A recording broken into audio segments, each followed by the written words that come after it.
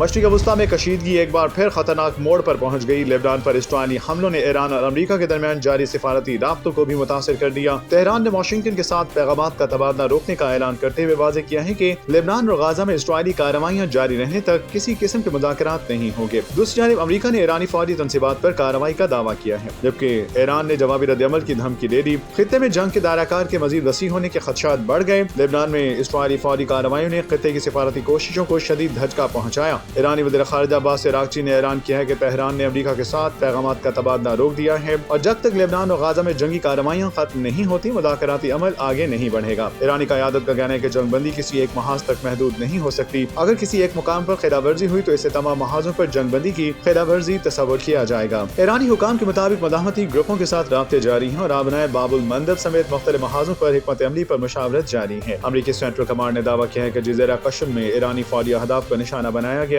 امریکی حکام کے مطابق کارروائی ایرانی جارحانہ اقدامات کے جواب میں کی گئی، جس میں فضائی دفاعی نظام، ایک زمینی کنٹرول اسٹیشن اور 2 حملہ آور ڈرونز تباہ کیے گئے۔ دوسری جانب پاسداران انقلاب نے امریکی دعووں کے بعد اپنے رد عمل میں امریکی اہداف کو نشانہ بنانے کا دعویٰ کرتے ہوئے خبردار کیا کسی بھی حملے کا بھرپور جواب دیا جائے گا۔ ایرانی پارلیمنٹ کی قومی سلامتی کمیٹی کے سربراہ ابراہیم عزیزی نے کہا اگر لبنان پر حملے بند نہ ہوئے تو اس کے سنگین نتائج برآمد ہوں گے۔ انہوں نے اسرائیل اور امریکہ کو خبردار کرتے ہوئے کہا کہ ایران فوری جواب دینے کے لیے مکمل طور پر تیار ہے اور خطے میں موجود امریکی افواج بھی ممکنہ نتائج سے محفوظ نہیں رہیں گی۔ ایران کی سیاسی قیادت نے مذاکراتی تعطل کا ذمہ دار بھی واشنگٹن کو قرار دیا۔ ایرانی پارلیمنٹ کے اسپیکر باقر کالباف نے کہا کہ امریکہ کے متضاد اور مسلسل تبدیل ہوتے مطالبات مذاکرات میں سب سے بڑی رکاوٹ ہیں۔ ان کے مطابق لبنان میں بڑھتے حملے اس بات کا ثبوت ہے کہ جنگ بندی پر عمل درآمد نہیں ہو رہا، جبکہ امریکی اقدامات خطے میں مزید کشیدگی پیدا کر رہے ہیں۔ ایرانی وزارت خارجہ کے ترجمان اسماعیل بقائی نے بھی واضح کیا کہ اس وقت امریکہ کے ساتھ جوہری پروگرام پر کوئی مذاکرات نہیں ہو رہے اور ایران کی اولین ترجیح جنگ کا خاتمہ ہے۔ ادھر امریکی صدر ڈونلڈ ٹرمپ اور اسرائیلی وزیر اعظم میں ٹیلی فونک رابطہ ہوا۔ نیتن یاہو نے کہا امریکی صدر کو واضح کر دیا ہے کہ اگر حزب اللہ نے حملے بند نہ کیے تو اسرائیل بیروت کو بھی نشانہ بنا سکتا ہے۔ نیتن یاہو کے مطابق جنوبی لبنان میں اسرائیلی فوجی کارروائیاں منصوبے کے مطابق جاری رہیں گی۔ اس سے قبل دونوں رہنماؤں کے درمیان ٹیلی فونک رابطہ ہوا جس میں خطے کی مجموعی صورتحال اور حالیہ پیش رفت پر تبادلہ خیال کیا گیا۔ صدر ڈونلڈ ٹرمپ نے نیتن یاہو سے سخت لہجے میں گفتگو کرتے ہوئے بیروت پر حملے سے باز رہنے کا مشورہ دیا۔ امریکی صدر نے خبردار کیا کہ ایسے اقدامات اسرائیل کو عالمی سطح پر مزید تنہا کر سکتے ہیں۔ امریکی صدر ڈونلڈ ٹرمپ نے اسرائیلی وزیر اعظم کو پاگل شخص قرار دے دیا۔ ڈونلڈ ٹرمپ نے امریکی چینل کو انٹرویو میں کہا کہ ایران کے ساتھ مذاکرات تیز رفتاری سے جاری ہیں اور جنگ بندی کے ساتھ آبنائے ہارمز دوبارہ کھولنے کے حوالے سے آئندہ ہفتے تک کسی معاہدے کا امکان موجود ہے۔ تاہم انہوں نے یہ بھی کہا کہ بعض نکات پر مزید اتفاق رائے درکار ہے۔ ٹرمپ کے مطابق ایران نے ابھی تک امریکہ کو باضابطہ طور پر پیغامات کے تبادلے کی معطلی سے آگاہ نہیں کیا، جبکہ واشنگٹن مناسب وقت کا انتظار کرے گا تاکہ دونوں ممالک قابل قبول شرائط پر کسی بھی مفاہمت تک پہنچ سکیں۔ لبنان سے خلیج تک پھیلتی کشیدگی، ایران اور امریکہ کے درمیان تعطل کا شکار، سفارتکاری، اسرائیل کی مسلسل فوجی کارروائیوں اور آبنائے ہارموز کی گرد بڑھتی